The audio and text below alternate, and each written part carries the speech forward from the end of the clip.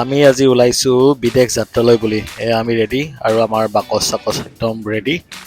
আৰু এয়া লয়ে কৈছে তাৰ বোলে টোপনি লাগিলেই হেনো। মাকে পঠাইছে যা টিভি চুইচটো বন্ধ কৰি থৈ আহ। সি ধুনীয়াকৈ উঠি গৈ টিভি চুইচটো বন্ধ কৰিব গৈছে। আৰু আমি আহিলোঁ লিফ্টত একদম ঠেলা হেঁচা। এতিয়া আহি পালে আমাৰ টেক্সি। এয়া টেক্সিত বেগ ভৰোৱা হৈ গ'ল। লয়ে বহি বহি ভাবি আছে কেতিয়া গৈ পাম। মাকে মোবাইলত কিবা কাম কৰি আছে। মই আৰু বাধ্য ছাত্ৰৰ নিচিনাকৈ মাজতে বহি লৈছোঁ আৰু দুয়োটাৰ মাজতে। ৰাস্তাটো একদম লাইটৰ পোহৰত জিলিকি আছে। ইফালে খ্ৰীষ্টমাছ ট্ৰী। এয়া আমি আহি পালোঁ এয়াৰপৰ্টত খোজকাঢ়ি আহি গেট নম্বৰ 1 পালোঁ।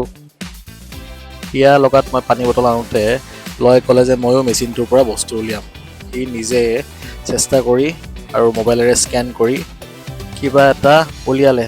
তাৰ যে কিমান ফূৰ্তি, মানে প্ৰথমবাৰৰ বাবে এনেকৈ কিবা এটা উলিয়াইছে। এয়া পৰিল ধুপুচকে।